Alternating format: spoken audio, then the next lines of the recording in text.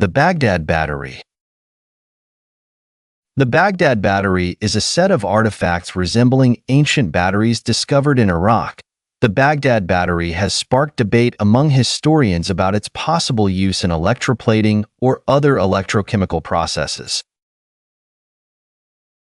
The Voynich Manuscript.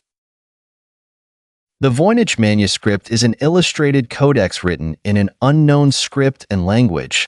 The Voynich Manuscript has confounded linguists and cryptographers for centuries, its contents and origins remaining a mystery.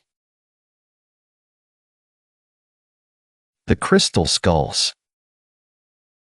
The crystal skulls are elaborately carved crystal skulls found in various parts of the world. The crystal skulls are often associated with legends of ancient civilizations and supernatural powers.